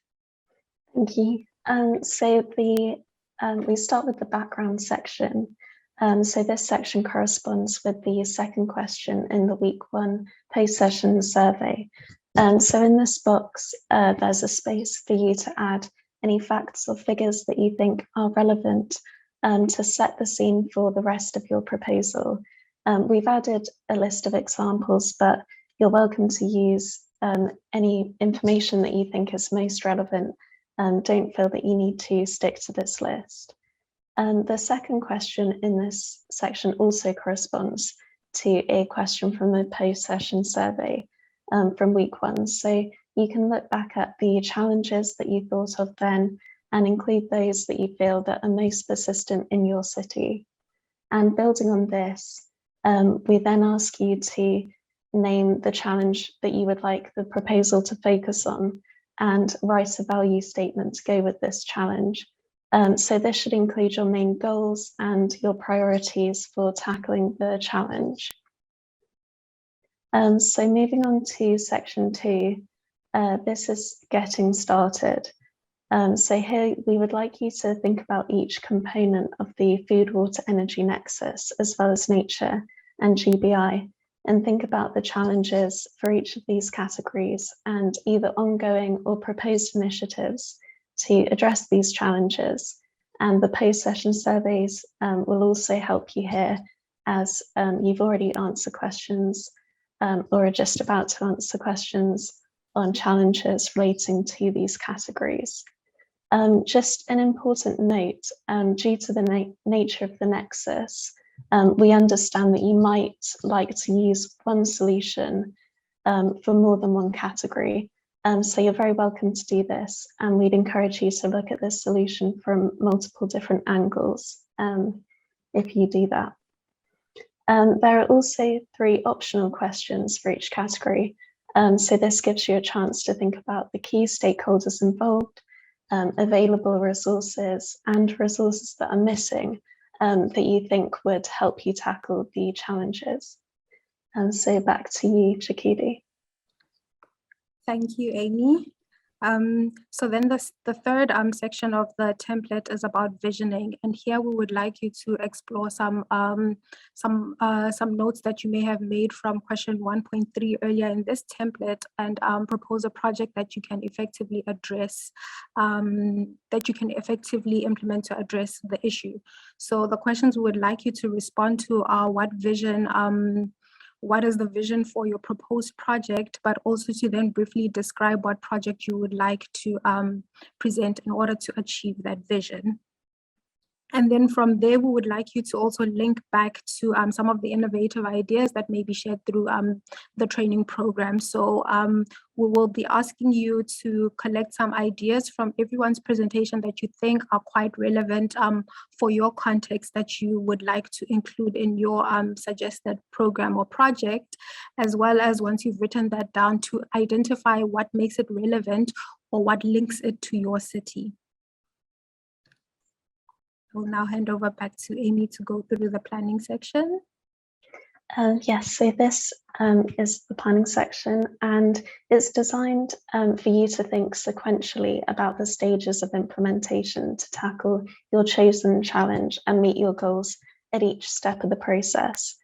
So this is a space to break down the tasks that need to be carried out to achieve the overall goal, and to think about what you're aiming to achieve, the priority, where that particular task falls within the time frame, potential risks that might occur and threats to these tasks, and then potential alternatives as well. And we invite you to use the last column to link to resources from the training folder, and so anything that you feel is most relevant to that particular task. Thank you. And then the next part that you would then move on to is thinking about what implementation of your project or idea would look like. So in this section, we would like you to list 3 approaches to engage and communicate with your stakeholders, considering that a project would typically involve a number of stakeholders that you would like to engage. So what approaches would you take to engage with and communicate with your stakeholders. And then sometimes when we're implementing projects, we also have to think about some of the challenges that we might have to overcome in the process. So we would like you to also list some alternative solutions that you think would be most applicable to your project, as well as specifically to your local context that you would like to implement. And here we would encourage you to draw some inspiration from the training program and some of the ideas that you may have heard other cities say they've taken on. So to share these so that once you get to a stage of implementing, you're able to identify what alternative routes or solutions you could definitely take on. And the final section is monitoring, reporting, and verification. So in this section, you can think about the various stakeholders who might be able to support you in tracking your project, your proposal, and also thinking about which methods of communication might reach the widest audience or that could be most engaging to the public to communicate the results of your project as well. And lastly, there's a box to write down any resources that you anticipate needing in order to monitor the successful implementation of your project. So that's everything. I'd just like to remind you as well that if you would like to us to facilitate connections for you to collaborate on the proposal with other training participants, then please do get in touch with us and let us know that you're happy for us to share your email address, and we will set up partnerships. So I'll now hand back to Rodrigo to close the session. Thank you. Okay, thank you, Jikuru and Amy, for the important guidance on this proposal and how to create this proposal.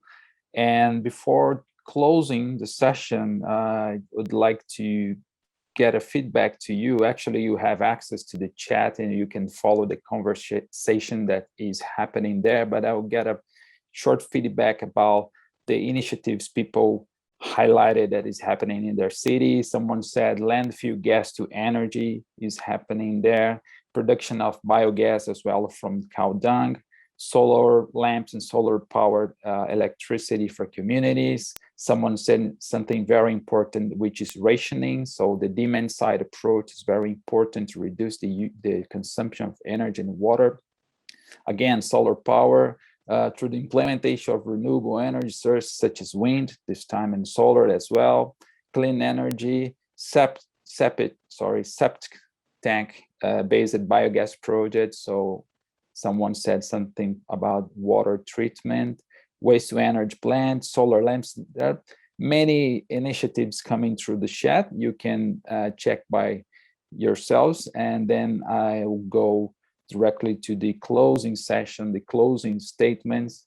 I'd like to thank you, Kirsty, for sharing your insights today on the components of water-sensitive cities and how the transition towards water-sensitive cities can be carried out. I particularly enjoy hearing about how these have been put into practice in Cape Town. As you said, it's very important to engage people in thinking about water-sensitive cities and communicate the potential they have for the Nexus. So thank you for that. I also thank you, Rajesh and Ritu, for highlighting Nagpur's experience of water stress, and also for showing us the innovative way in which Nagpur is responding to this challenge by maximizing water reuse potential. It is uplifting to hear that this solution has many co-benefits as well. Thank you. I'll also like to thank Francisca for reflecting on Nagpur's presentation. It was very illuminating to hear about a committee that was created back in 2017 to help tackle water challenge, and the different methods Florianopolis used for treating water to meet their demands there.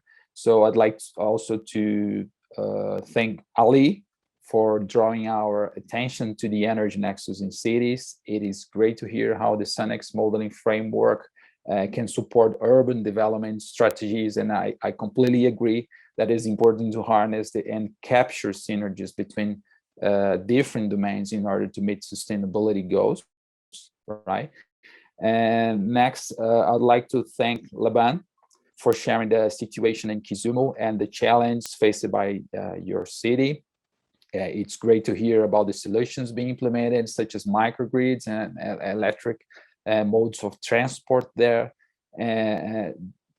present in the city. Actually, I particularly enjoy learning about the capacity building activities that have been taking place in the community. And then finally, thank you to Hen Kumar for reflecting on Laban's presentation and providing insights on the situation in Gangtok.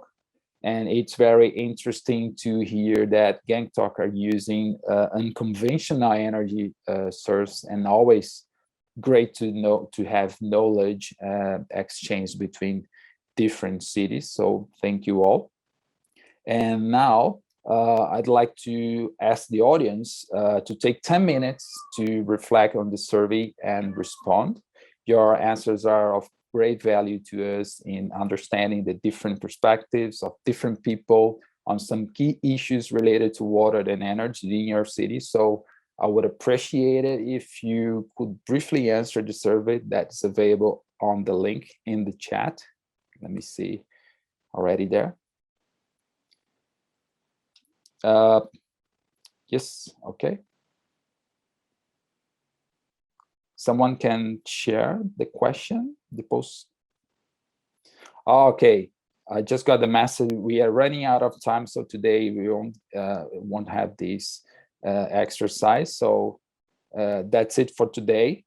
Then all who have other commitments are welcome to leave. So we have officially reached the end of this session on the Water and Energy Nexus. I hope you enjoy, and it was productive to at least some of you.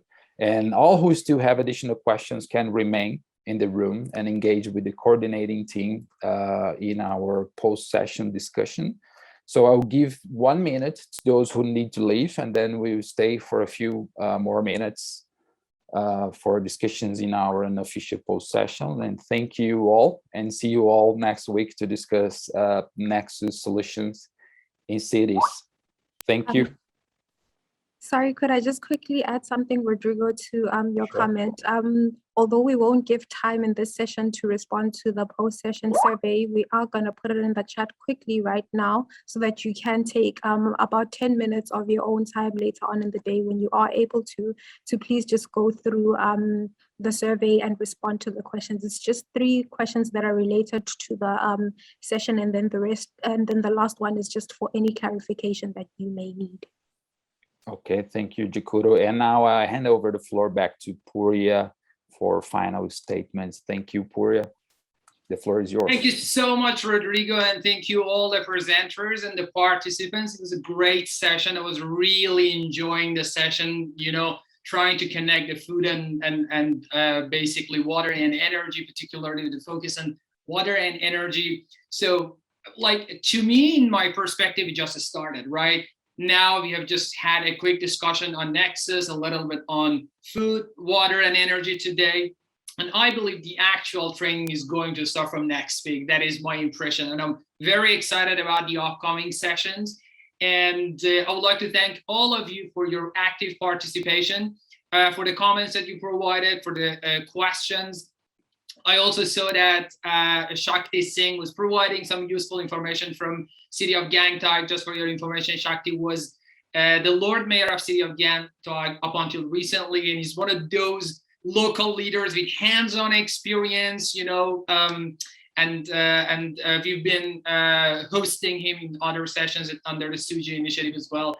And also regarding the proposals, I saw there were some questions coming to me in private. Just wanted to share with everyone that don't panic. It was just an introduction. If you have any question, please feel free to reach out to my colleagues, Amy and Jakuru. They are more than happy to provide enough answers. Just in general, this is now the time to start thinking of what you want to work on, what is a topic that you're interested. But perhaps first, it's cool to, you know, figure out who in your city is interested to putting together proposals. For our project cities, we have our lovely Nexus champions that will coordinate that in different cities, but also for the other participants, if they are interested, they can reach out to their own colleagues, or they can ask the team, ICLEI team, to do the matchmaking. And of course, I saw one of the questions regarding help. Of course, this is going to be a peer-reviewed proposal. The proposal will be peer-reviewed by other cities, but also by ICLEI experts team, those who are not necessarily attending this session. So please feel free, once you have a draft, to get back to us with questions, and we're more than happy to support that. Again, we are going to showcase the best examples of the proposals on IFWEN website. So if you're so excited to see what would be the outcome of the proposals. In terms of timeline, we are going to give you two extra weeks at the end of the training to complete your proposal. So the proposal should be fed by the information and insight you gain throughout the training, right? So this means that anything that you're hearing here and like bits and pieces that come together throughout the 7 sessions, that's the moment you use it for the proposal. And obviously, participating in post-session surveys is going to help a lot, because 60% of the information you share through the post-session surveys, then once it's shared with you, it's going to complete a proposal. So if anyone completes all the post-session surveys, consider that your proposal is already 60% completed.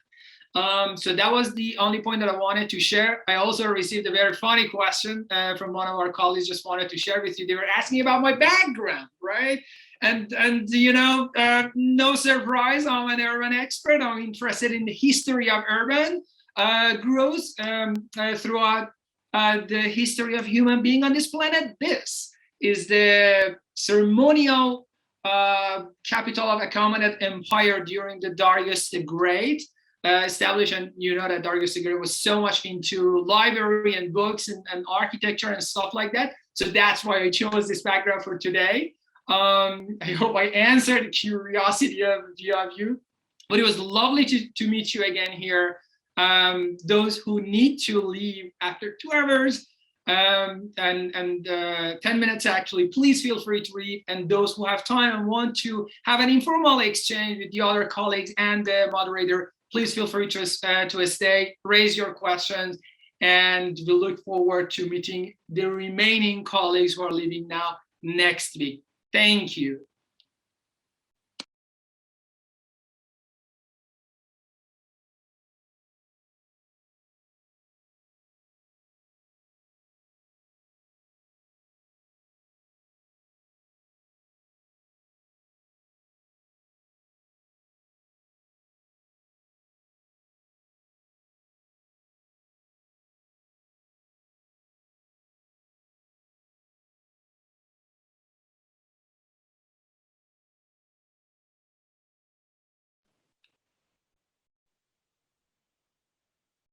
Okay, I think we can start for the post session. Our presenters are already at your disposal, and myself, Purya, and officers from ICLEI, everyone, to answer any questions or comments you may have. So anyone is welcome to raise your hand and add your thoughts in the chat, speaking, whatever you want. Feel free, go ahead.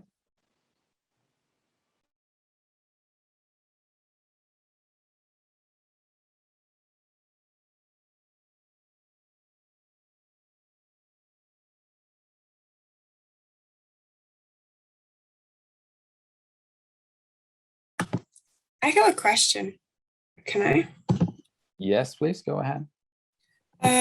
I saw there were several people who were interested in legislation, and I am too.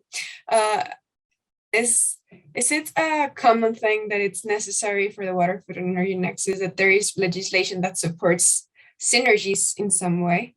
And does there exist this legislation? How could it be done?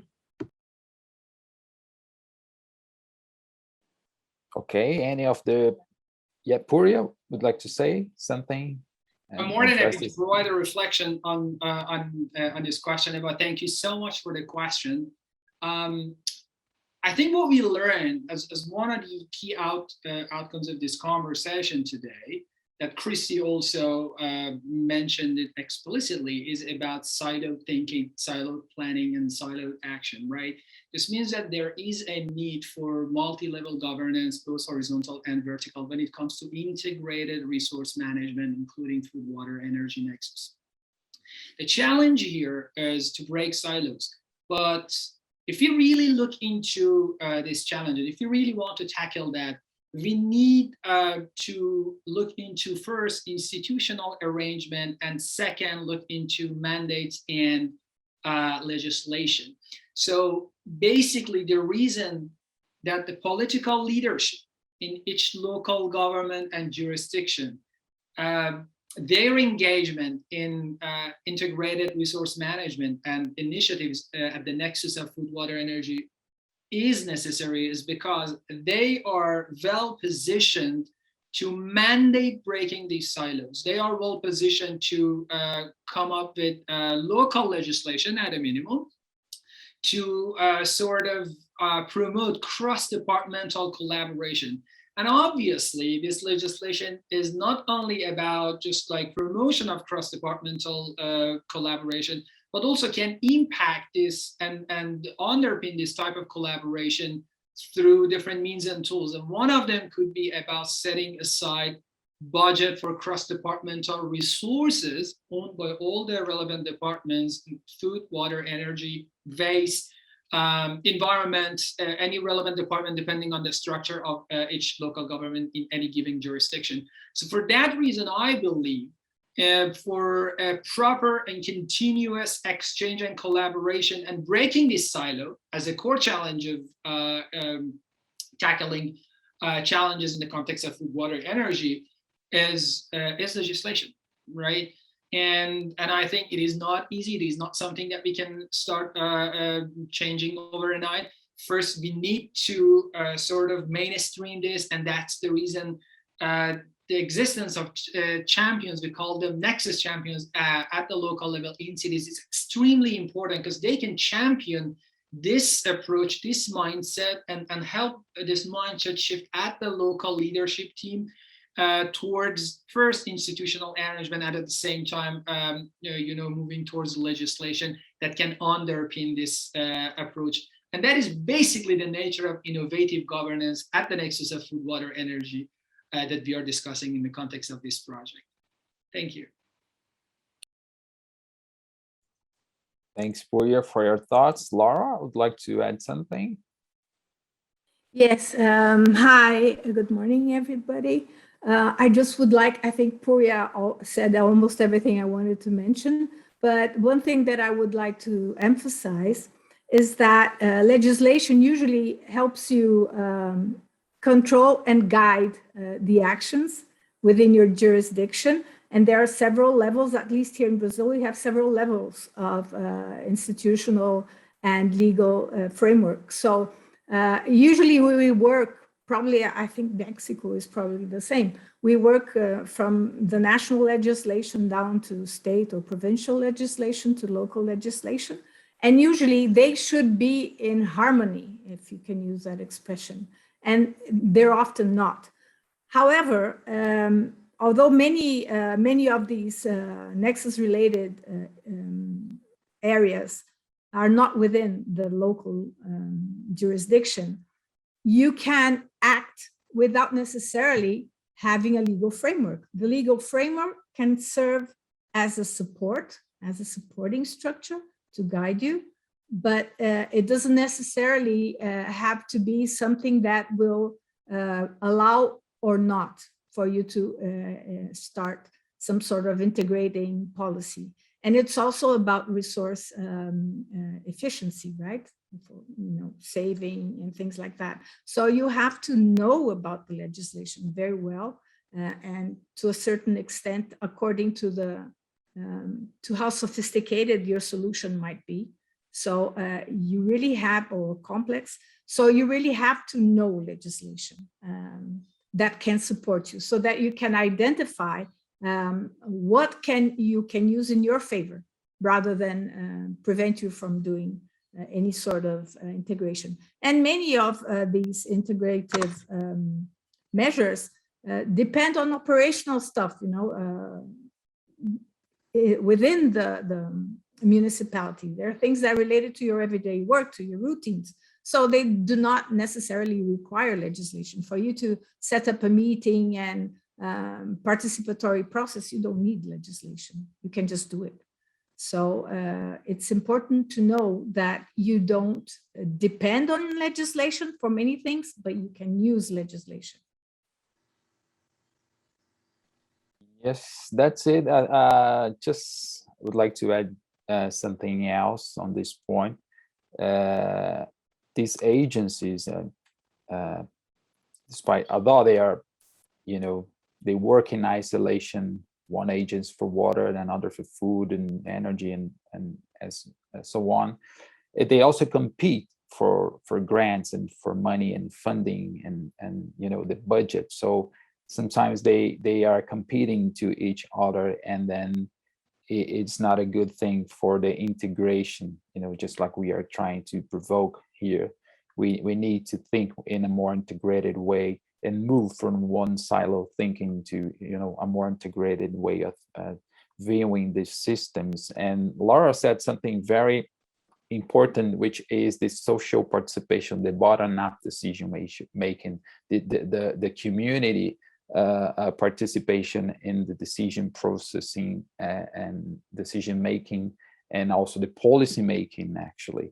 So community leaders play a key role in this, and they can foster or at least instigate new initiatives and challenges and how to overcome some local challenge, because they know the community more than anyone else.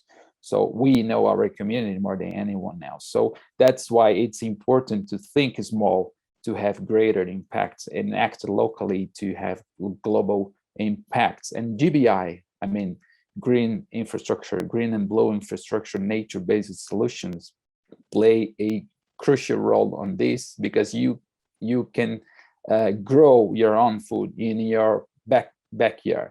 You can you know, move your condo and change it to not only grow food but also harvest some rainwater. You can try to talk to someone and finance solar power panels and put on the top of your building. And these things are small scale, but they have greater impacts on the energy, on the water and food systems as a whole. So I think it's a very important thing to raise, that Laura raised it actually. And also, if I'm not wrong, it will be a topic to be discussed in further sections, the next sections, week 5 or 6, I'm not sure, but it'll be discussed, the role of community in fostering this initiative, these small scale initiatives to promote greater change or impacts. Puri, would like to say something? Or? No, that was a lovely reflection, Rodrigo. I really like that.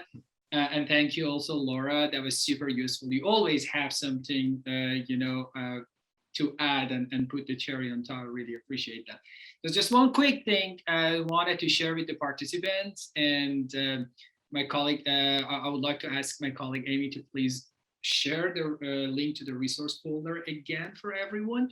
So in the resource folder that you can see the link now in the chat section, we have the guide for implementation of Nexus for cities. This is a draft version that we would like to hear your comments and insight. Again, we don't want to share this guide beyond the group and participants of this training. So please keep it with yourself for the moment, but feel free to share it with the colleagues at your own department and take your time, review it and comment it. As I mentioned and reaffirmed by the lead author, Laura, who is here, those who will provide contribution in line with the messaging, and if the lead author and the team decides to include that part of the contribution, you will get recognized and you will be acknowledged, and your contribution would be acknowledged at the guide. So this is an opportunity also to showcase your knowledge, and you would be as equally would love to share a guide with the other cities across the globe that has been co-created hand in hand with cities, with city experts like you. Thank you. Just one more thing on the guidebook. You cannot share it yet, but after the vision, after it get published, of course, you can share it and spread and disseminate in your emails and departments and whatever you want to send. So it will be more yours than ours. So just wait for the publication. But for now, it's time for additional inputs and changes and improvements, actually, okay? Does anyone have any more questions? The participants, actually, the panelists are no longer in the room. If I cannot find any of them here, but feel free to ask any questions for anyone you wish. Don't be ashamed. So, no. So, Purya, I think it's time to officially close the unofficial session, the post session, right? And then make your final statements on behalf of ICLEI, and thank you all for your participation in today's session. Thank you for the questions and comments and your presence here today. It's a valuable asset for all of us. And see you next week. Thank you, Purya. Go ahead. Thank you as well, Rodrigo. Really appreciate for your excellent moderation today. I received a very interesting question from Eva, who's one of our really active participants, in terms of how to share your comments on the guide. Please read the guide and write on comments on the PDF or in a Word document as you feel comfortable, and refer to the section or sentence or page that you would like to add your comment or contribution, and send it through email to my colleagues Amy and Jukudu. Again, thank you so much for your participation. I would like to wish all of you a wonderful day. We are close to the weekend, and a very relaxing and pleasant weekend. Take excellent care of yourself. Looking forward to meeting you next week. Thank you. Thank you. See you. Everyone. Bye-bye. Ciao, ciao. Até mais. Thank you. Bye.